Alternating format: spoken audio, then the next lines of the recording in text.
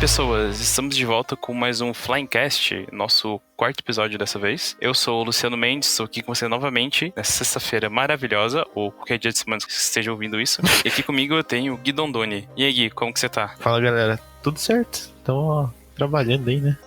Resolvendo os pepinos que estão aparecendo nessa pandemia aí. Sempre tem pepino, né? É. E aqui do meu lado também temos o Thiago Teng. E aí, Thiago, como que vai as coisas por aí? E aí, Luciano, e aí, pessoal? Em casa, né? Sempre, né? Ficando em casa agora. Nesse podcast, vamos ser temáticos. Aproveitar que foi o dia da toalha, no dia 25 de maio, ou se preferir, o dia do Orgulho Nerd. E vamos falar um pouquinho sobre o Douglas Adams e essa famosa obra O Guia do Mochileiro das Galáxias. Claro que todos nós sabemos a importância de uma toalha. Se você não sabe, é bom você saber. Você vai precisar dela um dia. Mas antes disso, antes de falarmos sobre por que toalhas são muito importantes e entendemos por que os golfinhos foram embora do planeta Terra, vamos aos e-mails, né?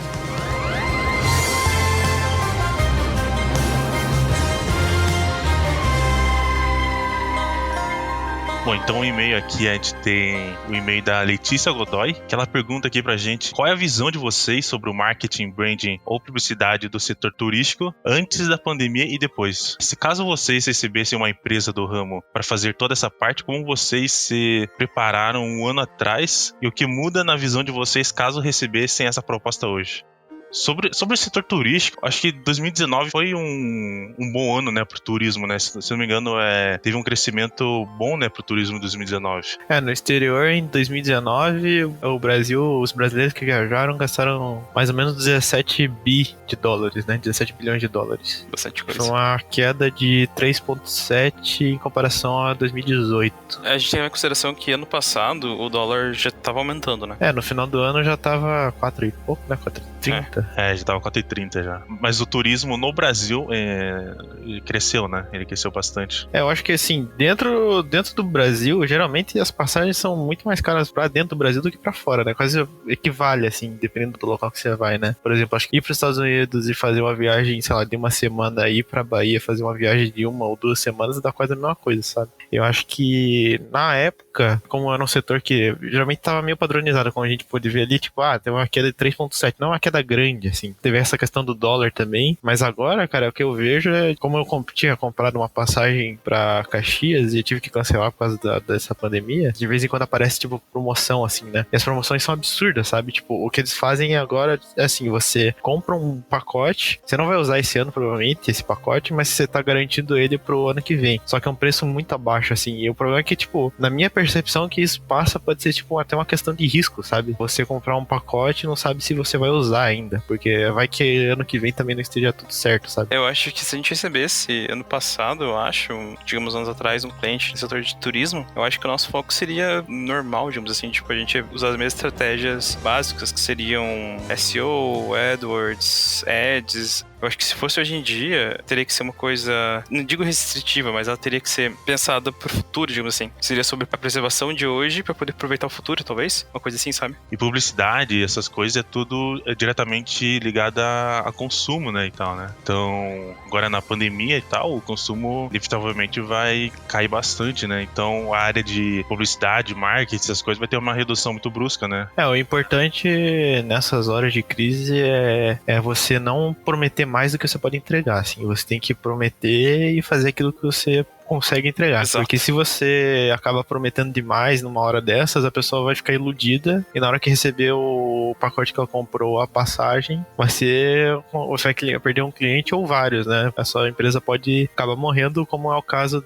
da hamburgueria aqui do Madeira, aqui de Curitiba, que acabou soltando um comentário lá que não agradou muita gente. Claro, é que são casos de situações diferentes, mas tudo que você promete ou fala, você tem que cumprir, assim, sabe? A fala fica muito marcada hoje em dia, né? Então tem que tomar muito cuidado. Assim. Por exemplo, você não pode vender um pacote hoje, o Google falou, abaixo do preço, e na hora que você vai entregar esse produto, não sei o que você vendeu. Tipo, você vende uma semana, sei lá, no Havaí, com o hotel X. Daí quando a pessoa vai lá, o hotel é Y, sabe? Então, tipo, isso já não é uma coisa boa pra você. E eu acho que o mais importante de tudo é que tá vendo agora que, querendo ou não, essas empresas precisam estar online. Precisa ter um site, uma conta ativa nas redes sociais e bem administrada para que, primeiro, não tenha essas informações erradas passadas para o consumidor e para que ela sempre esteja em contato com o consumidor, né? Tipo, se você vai procurar hoje em dia, sei lá, vou casar em 2022 para fazer uma lua de mel e vou aproveitar agora para pandemia para comprar essa viagem, você vai procurar alguma empresa que realmente esteja fazendo um serviço interessante nas redes sociais e no site dela. Então, é necessário que você seja online. Eu acredito que, sim, que uma coisa que toda a gente deve estar fazendo, quando houve o começo do Covid, foi uma gestão de crise, né? Que, quando não, você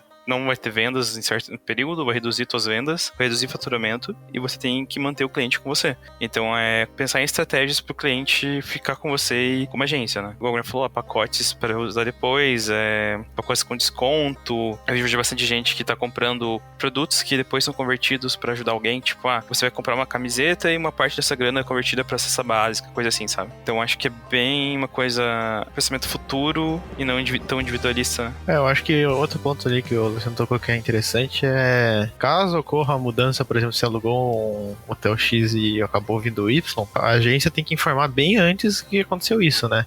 Desculpa, a gente não tá conseguindo uma reserva no hotel X, a gente só tem esse Y, você quer continuar com o pacote ou não? Então é muito importante você informar todo o processo que tá acontecendo, né? Pra pessoa se sentir mais segura. É uma questão puramente de segurança, assim. Porque caso você deixe de informar, você acaba passando por inseguro, né? Acho que eu tô vendo também bastante marketing, assim, de solidariedade, assim, nessa pandemia, que fala, estamos com você, não sei o que, sabe? Pra promover a sua marca, sabe? Então, estamos juntos e tal. Acho que a maioria das marcas estão promovendo essa ideia agora, né? Você não pode fingir que nada tá acontecendo, né? E agora caso você faça ao contrário, né? Fale mal, fale contra essa ajuda e tal, o pessoal já pega mal pra marca, né?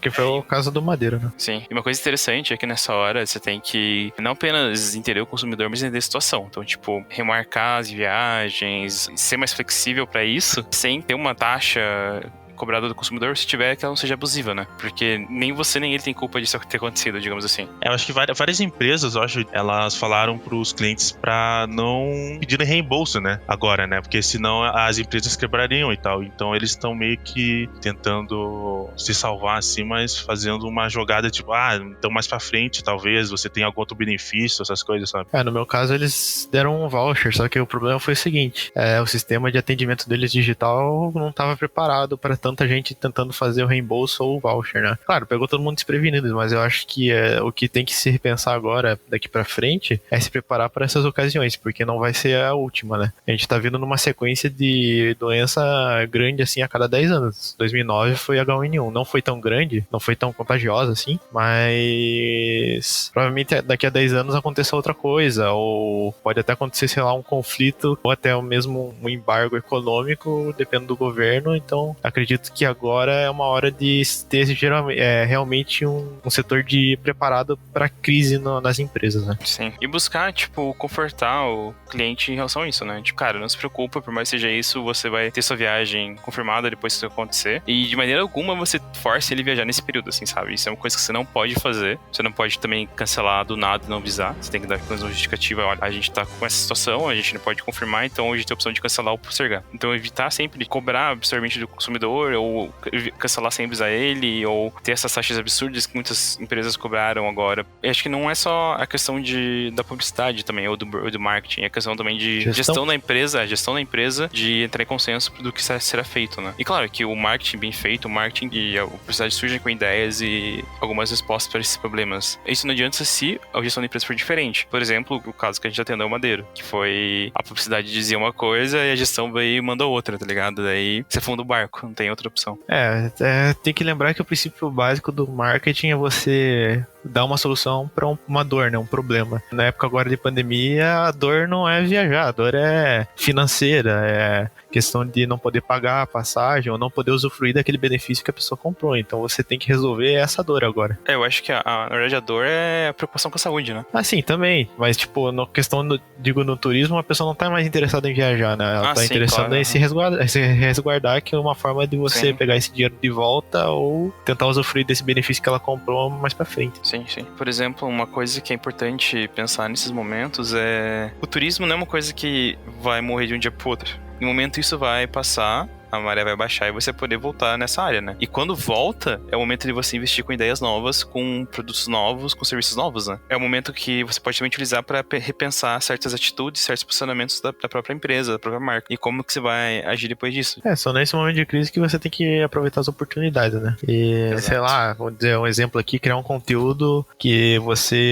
a empresa lá contrata um guia turístico para fazer tour virtual, explicando, tipo, a história de uma cidade que pode ser visitada numa das viagens que vai ser oferecida no ano que vem. Aí faz, tipo, sei lá, uma reunião no Zoom, sei lá. Aí é hora de inventar mesmo. Cara, assim. Isso é importante, assim, que o Guilherme falou. Conteúdo, cara. A melhor coisa pra te fazer nesse momento é conteúdo. É podcast, é vídeo, é tour virtual. Por exemplo, agora, uma opção que tá disponível, a Ubisoft deixou de graça o Assassin's Creed, que é o tour, que você pode ir pra Grécia Antiga e pro Egito Antigo em um tour virtual. Então, tipo, cara, conteúdo é a melhor coisa que você fazer nesse momento pra pessoa saber o que você tá fazendo e ela poder também consumir esse tipo de coisa e depois ir comprar com você, sabe? Então, sei lá, eu prefiro muito mais uma empresa que o cara tem o aval de falar, o cara entende o que ele tá falando naquele conteúdo e depois eu posso ter certeza que eu vou comprar com alguém que tá me vendendo uma coisa correta, do que uma empresa que só fala, tipo, beleza, ano que vem a gente viaja e fica nessa, né? Então, produção de conteúdo é uma coisa que tá salvando bastante gente nesse momento, porque pode se tornar não apenas um incentivo, mas pode se tornar um produto também, né? É uma maneira de você deixar a tua base de clientes e pessoas que acessam sua rede ativa, né? Não dá pra abandonar simplesmente eles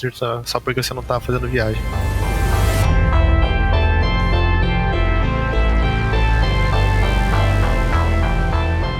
Então, vamos pegar nossa via intergaláctica e voltar para o assunto de hoje. Bom, como todos sabem, no dia, ou talvez não saibam, no dia 25 de maio é comemorado o dia da toalha ou o dia do orgulho nerd, né? Mas pra gente poder entender por que é comemorado essa data, por que tem esse nome, dia da toalha, é uma coisa que muita gente estranha, a gente precisa voltar pro comecinho, né? Que começa com o Douglas Adams, que foi o autor dos livros do Guia do Mochileiro da Galáxia, um escritor britânico e comediante também. Douglas Adams, que na verdade o nome completo dele é Douglas Noel Adams, ele nasceu em Cambridge. Peraí, é Douglas Noel. Tá, é que entendi Douglas Noel Adams. Não. Douglas Noel Adams. Tá. Ele nascido em Cambridge em 11 de março de 1952. Seus pais Janet e Christopher Adams. Sua mãe era enfermeira e seu pai era professor, né? Quando ele é pequeno, ele meio que tinha constrangimento da sua altura, porque Douglas, ele é meio alto, né? Ele é muito alto, na verdade. Com 12 anos de idade, ele já tinha 1,80 m. Tipo você, sim? Não, ele é muito mais, cara. Com 12 anos, não tinha 1,80 m.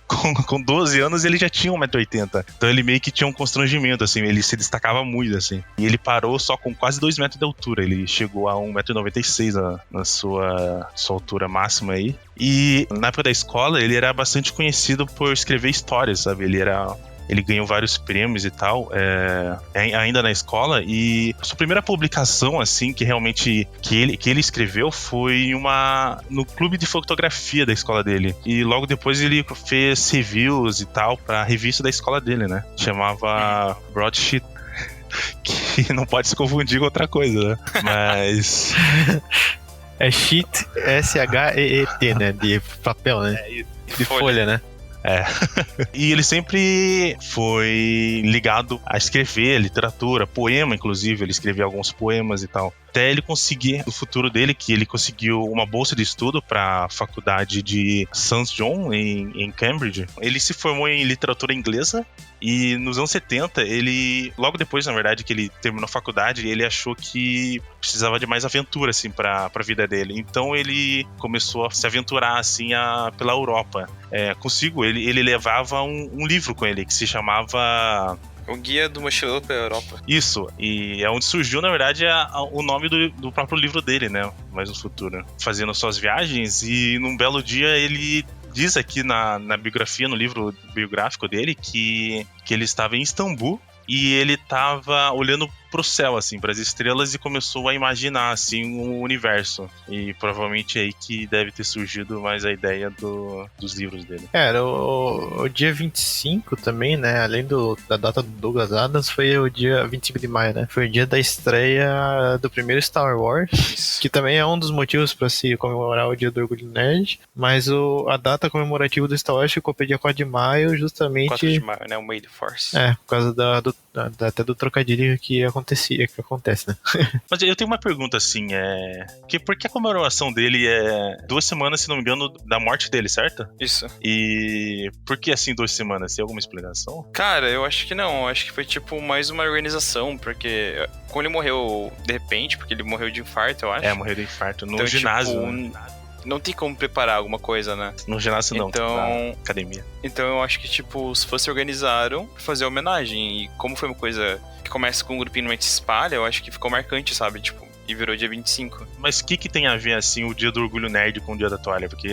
Então, foi o que o Gui falou, né? Tipo, o dia da toalha, eles comemoraram o dia da toalha, em homenagem ao Douglas Adams. E, em coincidência, foi no mesmo dia que foi lançado o primeiro filme de Star Wars. O Junto das Duas Ideias virou como se fosse o dia do orgulho nerd, né? Por causa tanto do Guia, que é um livro bem famoso, e do filme. Mas os fãs de Star Wars comemoram a mesma data no dia 4 de maio. A comemoração do Star Wars foi só em 2006, né? Então o dia em relação ao Douglas Adams começou em 2001 já, né? Depois da morte dele. Depois da morte dele, né? Foi 2 semanas. Acho que provavelmente deve ter feito assim, porque não sei qual que era a religião dele, ou porque tem os 7 dias, né? Ele era ateísta, tá. né? Então não sei, tipo, mas talvez muito em respeito, sei lá, por 7 dias, mais os 7 da próxima semana, né? Acho que não tem motivo exato por ser dia, tipo, dia 25, 2 semanas depois. Né? E é interessante que ele participou de vários produtos famosos na Inglaterra, né? Ele escreveu em parceria com o Monty Python pro Flying Circus, que era o programa de TV do Monty Python. E, pelo que entendi, ele era amigo também do elenco do Monty Python, né? E, além disso, ele escreveu roteiros pra série de rádio Doctor Who, e ele escreveu alguns episódios pra TV. Tanto que um dos livros que ficou famoso dele, póstumos, é o Shada, que seria um final de uma das temporadas de Doctor Who. Mas isso daí faria parte do enredo do Doctor Who. Sim, era pra ser, pelo que eu entendi, era pra ser, tipo, alguns episódios que seriam, tipo, o final do Doctor Who, sabe? Só que, tipo, parece que teve alguns conflitos com a BBC e com os outros roteiristas e acabou não sendo produzido. Quando ele faleceu, eu acho que 2008, 2009, por aí, eles pegaram esses roteiros e fizeram um livro, né? E publicaram com uma história. Porque o Douglas Adams era considerado um dos melhores escritores de Doctor Who. E com quantos anos ele acabou falecendo? Cara, eu acho que foi 49. Ele faleceu bem jovem, né? 49 anos. 49 anos. E é engraçado engraçado não, mas é interessante que um pouquinho antes dele morrer, um asteroide foi nomeado 18610 Arthur Dent, que é o nome do personagem principal do guia. Parece que foi meio que imprevisível. Tá falando que a morte dele... Uma premonição? Uma premonição da morte dele. Foi bem bizarro. Cara, mas assim, por mais que ele escrevesse com o Monty Python e Doctor Who, ele ficou famoso com o Guia do Mochila das Galáxias, né? Que ele chama de uma trilogia de 5 livros, porque a princípio ia ser 3 livros, no final virou 5, que são o Guia do Mochila das Galáxias, o Restaurante no Fim do Universo, A Vida, o Universo e Tudo Mais, Até Mais e Obrigado pelos Peixes, e o último que é praticamente inofensiva. Mas antes disso, o livro não era nem pra ser livro, né? A história começou como uma série de rádio e depois virou um livro. Na BBC, na verdade, na rádio, né? E só em 2005 saiu o filme, né? Que é com o Martin Freeman, com a menina, esqueci o nome lá. Zoe Deschanel. A gente tava conversando um pouquinho antes, quando tava montando a pauta, que a gente sente que o filme não passa tanta emoção que tem no livro, mas é interessante pra quem não conhece, né? E com isso eu quero perguntar pra vocês, qual foi o primeiro contato de vocês com o Guia? Como vocês conheceram Douglas Adams e esse universo incrível que ele faz, assim? Cara, para mim, eu acho que foi o filme, assim, sabe? Eu não cheguei a ler os livros, e não sei porque eu tô aqui, mas eu vi o filme, mas só que eu não cheguei a ler os livros, sabe? E eu acho que esse foi o primeiro contato, assim, que eu tive. Ah, meu primeiro contato também foi o filme, só que na época eu era muito novo, assim, eu não sabia do que se tratava. Aí eu acho que o Luciano, acho que no colégio ele já lia o livro, né? Eu não lembro quando você começou a ler o livro, foi... Cara, eu li com meus 13, 14 anos, eu acho. Então, e daí eu lembro que acho que você levava pro colégio, né? De vez em quando, assim. Aí, tipo, sei lá, aí passou um tempo, o Luciano tava lendo já, daí quando eu decidi... É que assim, pra mim, a literatura foi o seguinte, né, na minha vida, né? Qualquer tipo de literatura. Tipo, eu comecei lendo, eu gostava de ler bastante, assim, desde a minha infância, assim, tipo, sei lá, dos meus 7 aos 10 anos ali. Aí, de repente, deu uma parada e eu voltei, tipo, em 2014, assim, a ler. O primeiro livro que eu voltei, depois de voltar a ler, foi O Senhor dos Anéis. Eu peguei, tipo, vou me esforçar pra ler, deixar o hábito. Eu peguei, tipo, um livro de mil páginas. Qual o Senhor dos Anéis tá falando? Todos. Submarino? Aquele Não, tem a edição que é Eu peguei completa. o completo lá, a edição única lá. Única. Ah, entendi. Que tem os 3 livros. Daí eu li esse, aí de Natal minha namorada me deu o Guia do Mochileiro, né? A edição completa. Daí eu comecei a ler, mas tipo, acho que foi em 2015 que comecei a ler. E, nossa, foi muito bom, cara. Acho que foi o melhor livro, assim, nonsense que eu já li, assim, tipo, de comédia, assim, sabe? Cara, pra mim, tipo, eu tinha uma amiga minha que adorava os livros. Ela sempre falava dos livros, mas eu nunca tive contato com o livro, né? Aí eu comecei a procurar o filme pra assistir e não achava o filme também. Aí eu comentei com meu pai. Eu acho que ele me deu de presente no Natal, uma coisa assim. Me deu o boxzinho com os 5 livros, cara. E eu li tudo em uma semana, assim, os livros, assim. Eu li eles muito rápido, assim. Eu sentava o dia inteiro e ficava lendo, e terminei os livros. Aí eu acho que o último que eu demorei um pouquinho mais, que deu, o que falou, levar pra escola pra eu terminar de ler. Porque acho que o último é um pouquinho mais grosso, assim. Eu não lembro se é o último ou o penúltimo que é um pouquinho mais grosso. É o último. É o praticamente inofensivo. Ele é tipo o dobro do 4, assim. Mas, tipo, eu li muito rápido, assim. Aí, quando eu li, eu fiquei na febre de, tipo, cara, guia é sensacional, 42 pra vida, essas coisas assim, sabe? Aí eu fui atrás, assisti o filme várias vezes seguidas. Tipo, eu lembro do dia que eu assisti o filme. Cara, não, eu assisti ele dublado. Era em VHS? A dublagem... Não, era na net mesmo. Tipo, porque a dublagem do filme é muito boa. É com o... Só pra falar que o elenco do filme é bem bom, né? Porque tem o Alan Rickman, né? Que fez o Snape também do Harry Potter, acabou falecendo esses anos atrás. E tem o John Malkovich, que, cara...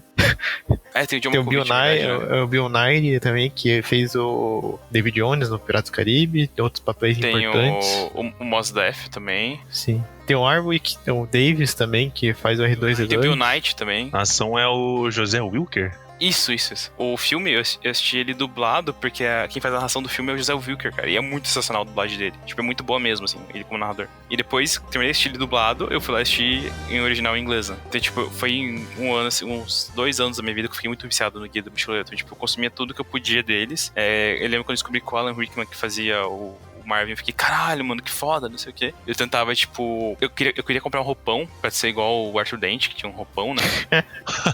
E eu vou ser bem sincero, tipo, o William falou, ele é muito interessante o guia, porque assim, ele é uma comédia, só que ele fala sobre romance, sobre decepção, sobre ficção, ele é nonsense pra caralho, e tipo, quando você termina um livro, você acha que o outro vai continuar e no verdade o outro tá não sei quantos anos no futuro, aí o outro volta pro passado, cara, é muito legal, tipo, ele tem umas viagens muito bizarras, assim. E eu acho que a gente podia tentar introduzir um pouquinho pra quem não conhece, né, o guia, dar um resumo do que seria a história, né. Então, o início da história é nonsense total, né, tipo, o legal é que, eu vou falar, tipo, o trecho inicial ali do primeiro livro. O legal é que ele faz, tipo, um paralelozinho, assim, que o Arthur Dent tá na casa dele, aí a casa dele vai ser... o personagem principal, né? Isso, o personagem principal. A casa dele vai ser demolida porque vão construir uma rota no lugar onde tem a casa. Aí o pessoal tá querendo demolir e ele não quer sair da casa. Sim. Só que daí o livro começa a passar num aspecto mais amplo, aí que foi decidido que a Terra também vai ser destruída pra se passar uma via galáctica, assim, sabe? E, cara, tipo, daí depois você fica, caralho, mano, tipo, essa jogada dele, assim, no livro, cara, é muito interessante. Tipo, não é essa só vez que ele faz isso, tem muitas outras vezes. O aspecto também humano cômico dos personagens que não são humanos, por exemplo, o Android, cara, eu acho que é o Android que não é um ser humano, acho que é o mais humano ali dos personagens, assim. Você consegue se identificar muito com ele, assim. O Marvin, que é o Android, ele é um Android meio depressivo, assim, sabe? Sim. Então, tipo, pra ele nada vai dar certo, pra ele a vida não tinha que existir, ele não entende porque ele tá vivo. Então é muito engraçado nisso, né? E igual alguém falou, o Arthur Dent tá, tipo, na casa dele, eles querem demolir a casa dele, e só que vão destruir a Terra, né? Tipo, a casa é o menor problema dele. É a mesma situação, né? A mesma situação que ele tá passando na casa, o planeta tá passando também. Tipo, isso que é muito bom. E cabe que, assim, que por coincidência, o melhor amigo dele é um cara que é um alienígena, digamos assim, que tá passando férias na Terra, e quando ele descobre que vai ser destruído, ele pega o Arthur Dent e os dois vão embora. Então, tipo, ele meio que começa a viagem do nada, assim, sabe? Então isso que é legal, tipo, porque você também acompanha junto com ele pra descobrir o que tá acontecendo, tá ligado? Sim. Cara, do Droid, cara, do Android lá, cara, a cena que mais fez rir, eu não vou dar spoiler aqui, mas é uma cena no primeiro livro que ele se conecta a uma nave lá. Ah, sim. Cara, essa parte, cara, bem no finalzinho do livro, cara, eu morria de dar risada, mano, porque, tipo, fica, caralho, como que eles vão sair da situação, assim, e acontece o negócio, cara, isso fica puta merda, cara, foi genial, assim. E uma coisa que pra gente ressaltar, nem tudo tem explicação no livro, né? Ah, é. Tipo, tem coisas que são jogadas, do nada somem, e nunca mais ouvido, tipo, tem uma coisa que, sei lá, é um capítulo inteiro dessa coisa e quando depois ela some, nunca mais aparece, né? E é assim, é porque não faz sentido. Tipo, cara, você tá num universo cheio de galáxias e essa coisa que aconteceu é pífia, tipo, não é nada naquele meio, né? É, justamente que nem você disse ali, tipo, você tá entrando numa viagem junto com o Arthur Dent, que é um cara que não conhece nada do universo, assim. Então essas coisas, tipo, são coisas que acontecem em cantos da galáxia que acabam não afetando, ou às vezes tem coisas pequenas que acabam crescendo e afetando a história, assim. Isso acaba, acho que, prejudicando no filme, porque o filme ele é um meio diferente do livro. Acho que o livro é um pouco mais aberto para essas situações e talvez deixar um pouco em aberto, assim. O filme, caso você deixe alguma coisa em aberto, acho que já perde um pouco a função, sabe? Tipo, porque geralmente no filme você quer fechar as pontas, assim. E essa abertura que ele dá no livro é meio difícil de adaptar. O filme, a partir do meio, ele tem umas mudanças em relação à história, né? Mas eu acho que elas fazem sentido se olhar a obra como um filme, né? Não como... Quer dizer, como um filme independente, não como uma adaptação. Ele fosse uma obra baseada no livro dos Mochilas Galáxias e não uma adaptação do livro. É, acho que foi basicamente pra fazer uma grande homenagem pro próprio Douglas, né? E dos outros livros, assim, é uma continuação? Que é? é? Isso, você quer dizer o do Guia ou as outras obras dele? Na verdade, tá falando do Guia, mas as outras obras também teria. Ali na saga do Guia das Galáxias, que cada livro conta um pouquinho da história do Arthur Dent desbravando o universo e tudo mais, o Douglas Adams teve outros livros, né? Póstumo, ele teve alguns livros que foram publicados, que são O Salmão da Dúvida, que é um livro publicado com trechos inacabados, com, entre aspas, alguns contos, que seriam um novo livro do Guia, digamos assim, né? E ele também tem um livro famoso que virou até série da Netflix, né? Que é o Dirk Gently. O Dirk Gently, eu li os dois, né? O Agência de Investigações Holísticas e A Longa e Sombria Hora do Chá da Alma, né? Os livros, cara, eu achei, na minha opinião, eu acho que ele é mais nonsense que o Guia do Mochileiro, mas num nonsense que realmente não faz sentido, assim, tá ligado? Foi a minha percepção na época, assim, que eu li. Isso de uma forma negativa, sabe? Eu acredito que, assim, pra mim não fez muito sentido a história, sabe? Tipo, eu tava esperando algo no nível do Guia do Mochileiro, assim, que, tem até um pouco de sentido que você consegue um aspecto linear ali, né? Só que no Dirk Gently, cara, eu acho que meio que ficou meio perdido a história, assim. Eu achei muito uma coisa não sei se em cima da outra, assim, eu acabei, tipo, me esforçando pra terminar o livro, assim. Eu acho que o Guia do Mochileiro é muito melhor, assim. E a série, cara, eu assisti o piloto e eu não sei se do jeito que o livro é, assim, então não me chama muita atenção, assim. Basicamente é um investigador que tem um personagem, eu não lembro do nome dos personagens, mas tem um personagem que tá, tipo, meio isolado, assim, né? Tipo, vive numa vida tranquila, tipo o Bilbo, assim, tá ligado? O Arthur Dent. Tipo, basicamente.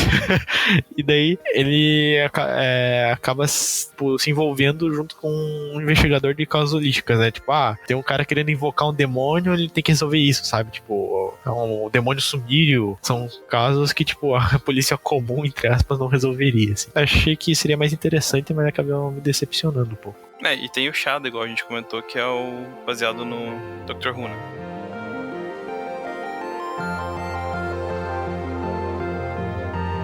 Tem uma pergunta, então, sobre o que é o 42 que eles tanto falam no livro, assim? Então, o 42 basicamente, eu não lembro qual livro, que eu acho que é no 4, que tem uma parte lá que fala sobre um mega computador que foi construído para achar a resposta para tudo no mundo. Eu acho que ele ficou computando essa resposta por anos, assim. Aí quando sai a resposta é 42. E ninguém sabe por que é 42, é mais uma ironia, assim mesmo. Porque o que eles queriam saber era a resposta, né? E às vezes, eu acho que essa ironia que o Douglas Adams queria fazer é justamente isso. Você perguntou a resposta, mas você não fez a pergunta certa, né? E daí, é isso que acontece. Eu não lembro se é a raça humana ou uma raça avançada na verdade, lá que acaba criando computador. No primeiro livro, não é? A máquina, eu acho que, tipo, a situação do 42 é no quarto livro e a máquina foi criada, provavelmente. Porque, tipo, eu acho que o 42 aparece no primeiro livro e no quarto livro é colocado que, tipo, realmente ela é a resposta pra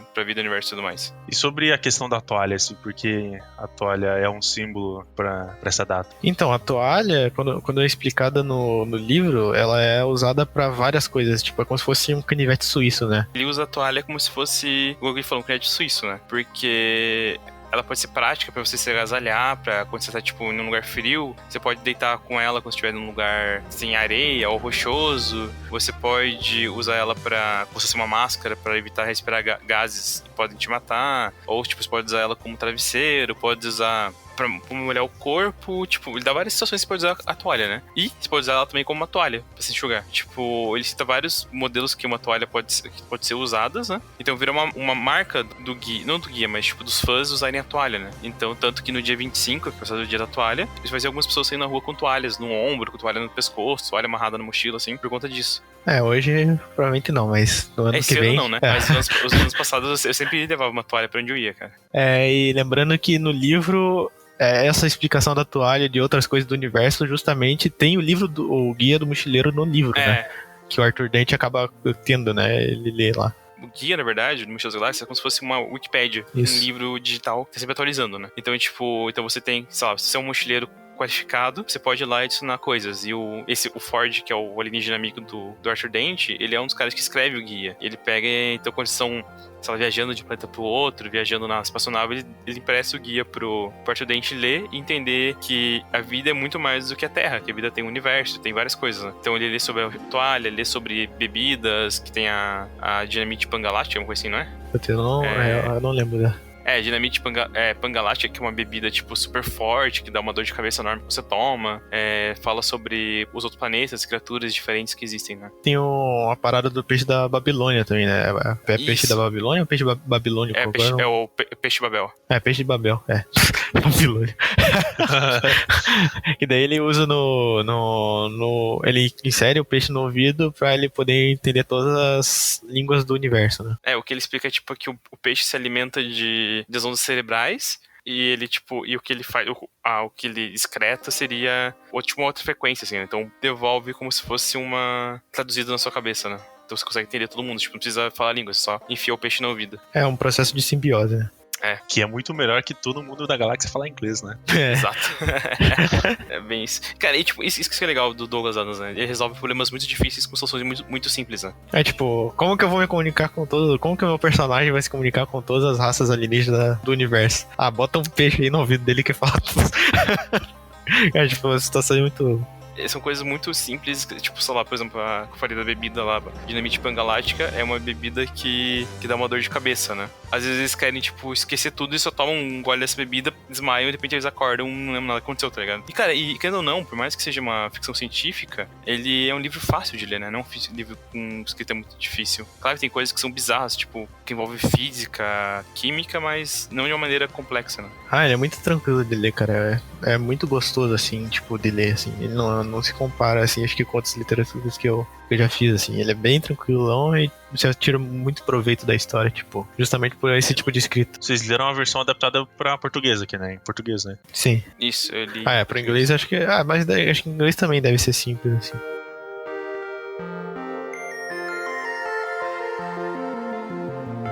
A primeira versão do Guia do Mochileiro das Galáxias era um negócio muito complicado de se operar. Aí tinha, tipo, a frase Don't Panic, né? Tipo, não entre em pânico, assim. Aí na capa do Guia do Mochileiro agora, tipo, quando o Arthur Dent pega, né? Eles mantêm o Don't Panic porque eles acreditam que seja, tipo, uma maneira amigável de se comunicar, assim, dando pras pessoas, sabe? Sim, verdade. Eu esqueci disso. E virou uma frase usada bastante na cultura, né? Junto com obrigado e até mais e até mais obrigado pelos peixes. E Thiago, sabe onde vem essa frase? Não. Então, vamos dar um pequeno spoiler aqui, então, que, na verdade, os humanos não são a segunda criatura mais inteligente da Terra, né? Nem a primeira, eles são a terceira. A segunda criatura são, na verdade, golfinhos, que também são alienígenas. E quando eles descobrem que a Terra vai embora, eles são vistos voando pra fora do planeta Terra. Aí eles começam a enviar uma mensagem que é até mais e obrigado pelos peixes. No filme eles saem cantando, né? So long and thanks for all the fish. So long and thanks for all the fish. So sad that it should come to this. We try to warn you all, but oh dear. You may not share our intellect, which might explain your disrespect for all the natural wonders that grow around you. So long and thanks for all the fish. É importante ressaltar que essas datas, o May the Force, 4 de Maio, Dia da Toalha, se tornaram datas comemorativas, né? Assim como a Páscoa, o Natal. E a gente que trabalha com publicidade, marketing, acaba vendo marcas usando essas datas pra venda, pra servir essas coisas, né? Então, o que vocês podem falar um pouquinho sobre como as marcas utilizam essa data hoje em dia como uma data comemorativa? vou dar um exemplo de uma empresa grande, que é a Amazon. A Amazon ela prepara promoções para produtos considerados nerds, né? Vamos dizer, literatura de ficção científica, essas coisas assim. Tem um desconto lá nessa data. É como se fosse uma promoção, como se fosse Dia das Mães, assim, e tal. Na verdade, geralmente, no comércio, eles estendem, né? Então, seria a Semana do Orgulho Geek, assim. Ou até começa uma semana antes, em alguns casos. Geralmente, se dão promoções em produtos como livros, jogos, acessórios, Toalha. de tecnologia. Toalha, cara, toalha eu realmente não sei se... Cara, isso seria inovador, cara. Isso seria inovador, mano. Eu queria saber se tem alguma estatística, assim, que no final de maio as vendas de toalhas duplicaram, assim, alguma coisa assim, sabe? Mas várias empresas, elas fazem campanhas, assim, mais pro público nerd mesmo, sabe? Então, essa ideia do Thiago, eu acho que seria uma maneira inovadora de vender toalha no meio da crise e aproveitar esse evento, porque você vai chamar justamente o público nerd pra comprar toalha. Eu acho que tem muita gente comprar, cara. Compre uma toalha e ganha um adesivo Don't Panic, sabe? Ou ter até bordado especial, assim, cara. Ia ser legal, eu acho. Ia ser bem, bem interessante. Porque acho que não foi feito, eu acho. Eu acho, né? Não sei. Acabei não achando aqui. Eu nunca vi promoção de toalha mesmo, assim. E é importante ressaltar que, tipo, não precisa generalizar, né? Tipo, você pode fazer voltada, tipo, público nerd, mas não precisa botar aquela coisa, o carinha de óculos com o cabelo lambido pro lado, né? Não é. Cultura pop, né? Alguma coisa pode ser de eletrônico, até cinema, livro, essas coisas, né? Sim. Eu acho que, tipo, se você usar referência do Douglas Adams, eu acho que tem mais força ainda, né? Porque mostra que você entende com quem você tá conversando, não só falando de... pega essa data que tá no calendário e bota aí, sabe? E também acho que tem até a questão do próprio livro, né? Em relação, vamos dizer, a imagem do nerd, assim. Porque se você for ler o livro, existem diversas raças que podem ser consideradas nerds, assim. Então não tem, vamos dizer, um estereótipo definido do que é ou não, assim. É mais um jeito de até do que você gosta, né? Tipo, não existe, tipo, um estereótipo físico, assim, acredito mais. Mas seria engraçado que, sei lá, imagina a partir desse ano as empresas de cama, mesa e banho adotando o dia da toalha pra vender toalha. Cara, eu acho que seria muito interessante, mano, realmente. Eu não tinha pensado nisso. Eu acho que seria uma maneira de realmente diferenciar, assim.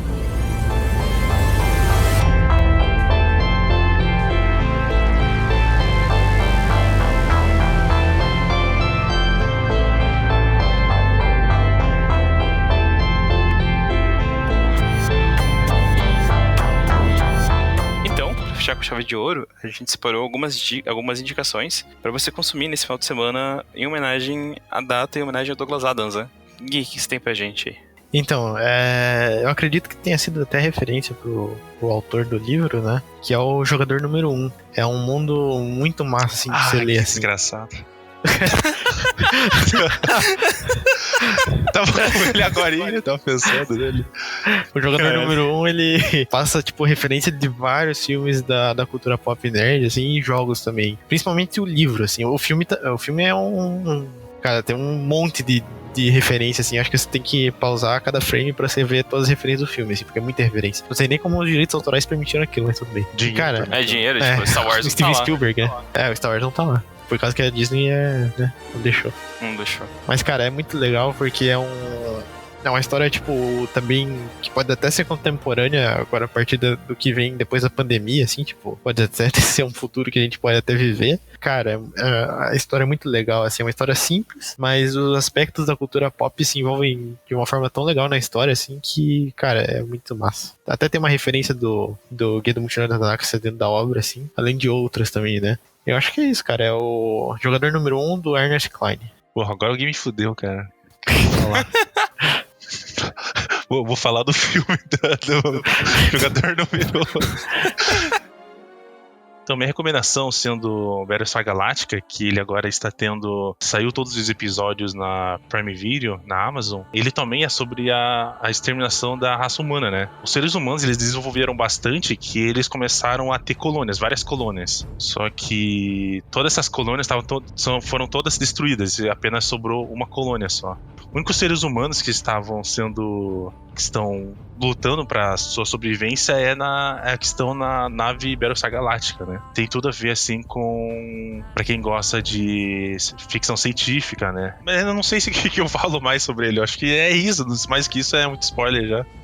Eu vou aproveitar que o Douglas Adams escreveu pro Monty Python Flying Circus, vou indicar um filme do Monty Python, que é um dos meus favoritos, que é o Monty Python em Busca do Cálice Sagrado. Ele tem na Netflix, e assim como o Guia, ele é uma sátira, é uma comédia bem escrachada, assim, e nonsense igual o Guia do Mochileiro das Galáxias, né? E basicamente ela conta a história do Rei Arthur, que sai em busca do Cálice Sagrado. Só que nisso, você também tem a história da Távola Redonda, os Cavaleiros da Távola Redonda, só que, tipo, é sido muitas piadas, muitas críticas, muitas reflexões, de uma forma humorística e bem sarcástica, né? Eu acho que, tipo, cara, o começo do filme, você fica meio sem entender o que ele tá passando, aí quando você começa a assistir o filme, você, beleza, cheguei na pegada dele, e depois você, meu Deus, o que tá acontecendo aqui de volta? Não entendo porra nenhuma. Mas, cara, com certeza você vai rir pra caramba, você vai pensar em algumas coisas que são colocadas no filme, e você vai entender várias referências que o mundo inteiro fala. Cara, pra um final de semana, assistir Monty Python é muito bom, é muito relaxante, assim, sabe?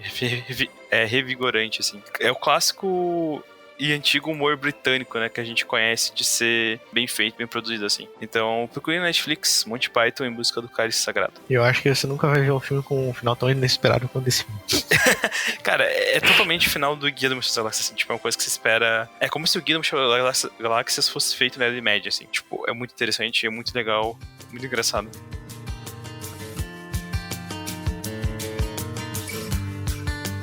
Antes de encerrar, eu vou dar duas dicas pra vocês.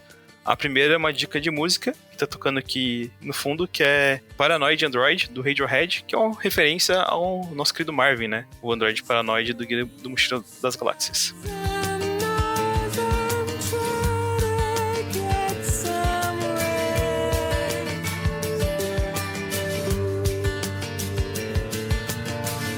E também, procurem no Google a resposta para a vida, o universo e tudo mais. Vocês vão ter uma resposta bem legal. Eu joguei aqui no Google, não achei nada, hein? O que deu quando você deu a resposta para a vida, o universo e tudo mais? Eu coloquei só a resposta para o universo. A resposta para a vida, o universo e tudo mais. Coloquei. Ah, tá. O que apareceu? 42. Então é isso. Acho que a gente fica por aqui. Agradeço a sua companhia com a gente no restaurante do Fim do Universo e espero que você curta nossas indicações para esse final de semana. Não se esqueça, você pode enviar sua pergunta ou comentário para o nosso e-mail, que é podcast@flyingjack.com.br, ou em nossas redes sociais, né? E fica de olho lá que a gente sempre tá colocando alguma coisa sobre o que vai ser o podcast e fazendo perguntas para vocês, tá? Não entre em pânico. Não entre em pânico nessa pandemia aí que tá acabando, eu acho. Valeu, pessoal. Falou. Então até mais e obrigado pelos peixes. Falou.